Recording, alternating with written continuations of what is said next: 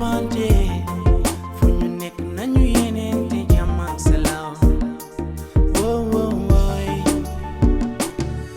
lu waral suma la rombe nga di ma toogee yaay lii dafa ñaaw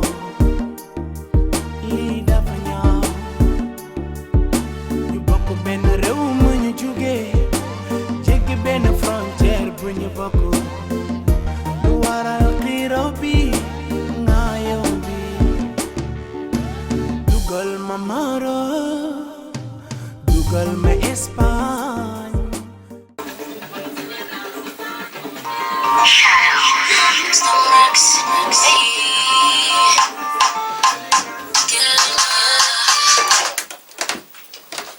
allo yow xam nga ne yow man sama kër Tonge laa nekk n'est-ce pas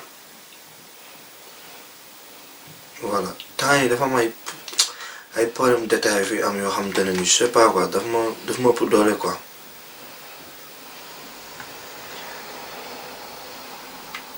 non mais nan laa lay tontoo man yoratuma ordinateur bu ma connecté non xam nga lan la bi passé sama xarit Tonge dafa ñëw fekk ma ci ordinateur bi di ma créer ay problème naan ma comme quoi que matériel yi bu ko laalee seen yaay moomu ko sama Tonge moom it ñëw ba passé xam nga dama moom benn problème somme d'argent bu ma sama yaay doon laaj ma ñëw di ko wax mu def ko histoire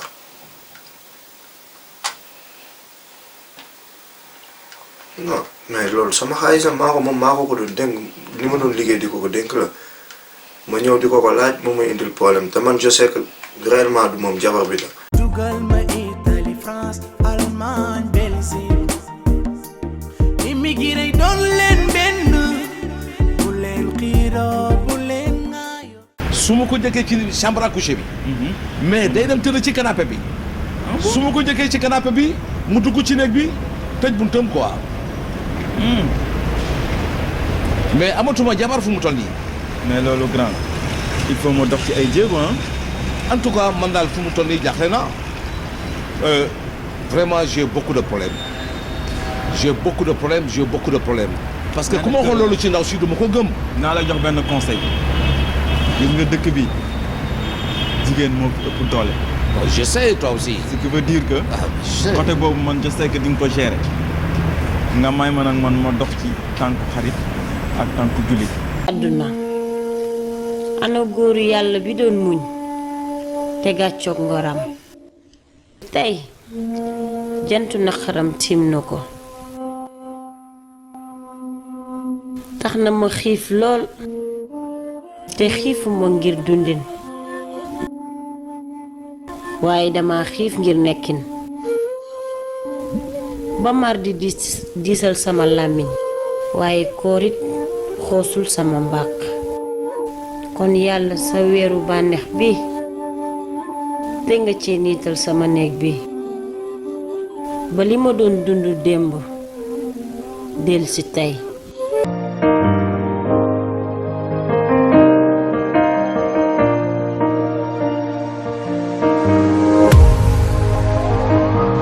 Fatou lu xew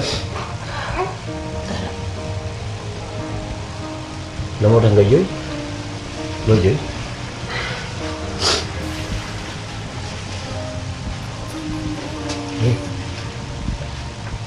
wuy ma lan la Fatou loo jooy yow yaa ma dóor démb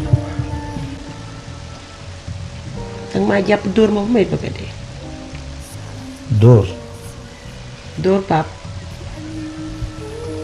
Fatou man duma dóor jigéen te xam nga ni fii si Europe kenn du fi dóor jigéen su fekkoon ne dama la dóor je crois que ni que dëkkandoo yi dinañu woo police. loolu laa ci doon bañ ndaxte man ndegam man li may woote mu ngi ci man duma yuuxu sama baat muy kawe ba dëkkandoo yi di ñu dégg su nekkoon beneen jigéen baatam kawe yoon am na ci yoon bi ma xamoon démb ak paa bu tey du benn démb ba ngay egsee ci biir kër gi ak sa melokaan bu ñaaw pap nga màndi ba xamatoo foo nekk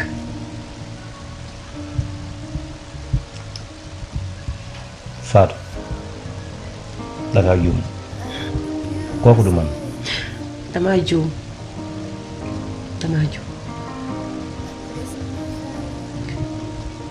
ndax pap bi ma xamoon ak pap tey ça fait deux. lu ñu wutale. ndax pap bi ma xamoon dafa yërëmoon jigéen màndi bay doore. mbëggeel gaa ngi fi. dara jógewu fi li fi jóge dinaa la ko wax tey li ma doon xaar ci sama dund sama diggante ak yow muy doom pap benn bis jot nga jël butéelu sàngara naan ba tàggoog sa sago nga jàpp ma dóor ma ba perte sama doom jot nga xam ne ati at maa ngi koy ñaan yàlla defaral sa dund nga defal sama dund.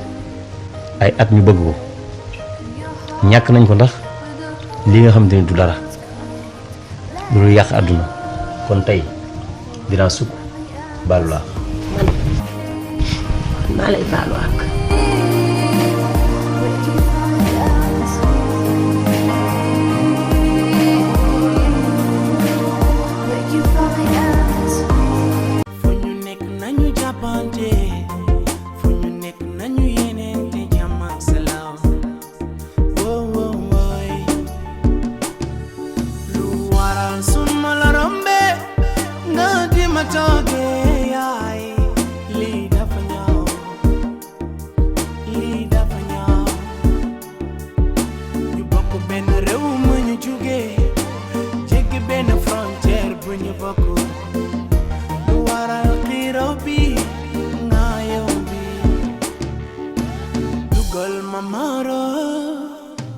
dugal ma Espagne dugal ma Italie France Allemagne Belgique immigré doon leen benn bu leen xiiroo bu leen ŋaayoo jàppante leen wooy jàppante leen su ma seenee may ñëw nga di ma reetaan suma la rombe nga di ma tooge lii dafa ñaaw yow mi woote góor yàlla tamat la ko yaay su la nit ki rombe nga wax si moom li ñaaw dafa ñaaw xanaa gëmoo yàlla xanaa gëmoo yàlla. Chaque jour apporte sa litanie de victimes en Méditerranée. Aujourd'hui encore, au moins 19 personnes sont mortes et une trentaine portées disparues dans un naufrage près de Chypre. Et que s'est-il passé hier au large de la Libye? Sa photo que vous voyez derrière moi a fait le tour des réseaux sociaux.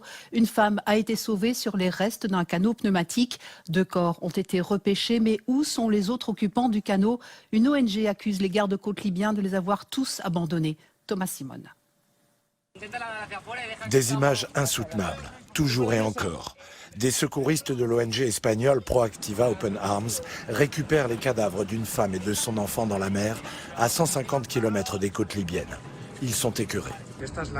C'est la conséquence directe de l'interdiction faite aux ONG qui sauvent des vies de travailler en mer Méditerranée.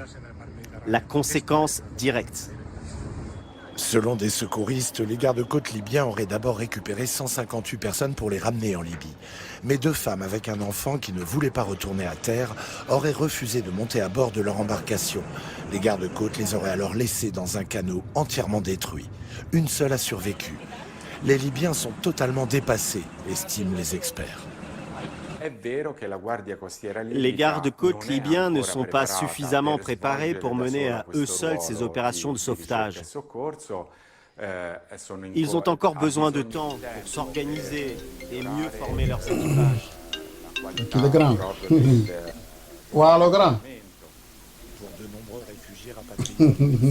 waaw nu mu demee nag. Cet état déliquescent est aux mains de deux gouvernements concurrents. waaye ça va ça va. Torture, assassinat, non pourtant maa ngi nii sa kër gi damay xaw a bàyyeeku nii xam nga rek di seetaan benn série yooyu noonu. non pourtant démb même dama la bëggoon woo sax mais xam nga rek dama guddi waay.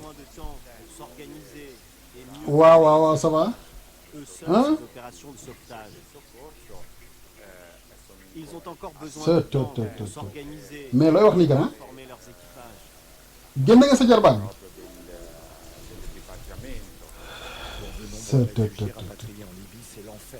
mais grand def nga erreur bu rëy nag. non man xamoon naa gis nga man waxoon naa la ne Anta da lay piéger moom lii la bëggoon parce que moom xamoon nañu yow moom kese mënul génn booy bi. non man ay waxu sow man waxuma la waxu grand man kooku moom tegal ma ko fee yow fu mu toll nii li ngay def moom mooy yow jéem a la ñëw fii ñu xool nu ñu def ñu waxtaan.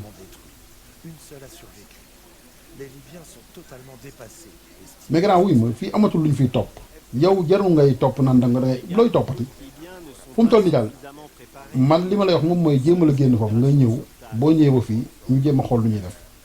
parce que fu mu toll nii luy xam nga luy am na pare mais bien sûr yow boo fi toogee yow fu mu toll nii mën ngaa def loo xam ne waroo ko def sax parce que yaa ngi nii di énervé woo comme ça.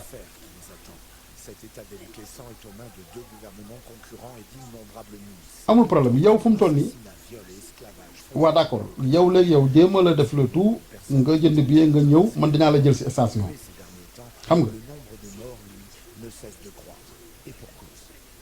non moom man loolu man lii man bettu ma lii bettu ma moom parce que gis nga jigéen dañoo bëri pexe keroog bu mu la wooyee fii naan la moo ngi jéggaloog day rëccoog kenn xamul day tub man yooyu yëpp waxoon naa la ko fii mais xam nga yow dafa mel ni yow xale non yow dafa mel ni yow ndaw si yow da nga ko xamul yow xaw ma sa mbëggeel moo lay solal xaw ma mais non war nga koo xaar nag war nga xaar ne lii mun naa am. mais en tout cas de toute façon man amul problème man moom maa ngi lay xaar yow léegi yow boo ñëwee ba station yow boo dee bay kii rek def ma signe man dañaa la jëli foofu ok grand. Cet état déliquescent est aux mains de deux gouvernements concurrents et d'innombrables milices. Torture, assassinat, viol et esclavage font partie du lot quotidien. Lu waral suma la rombe nga di ma toogee yaay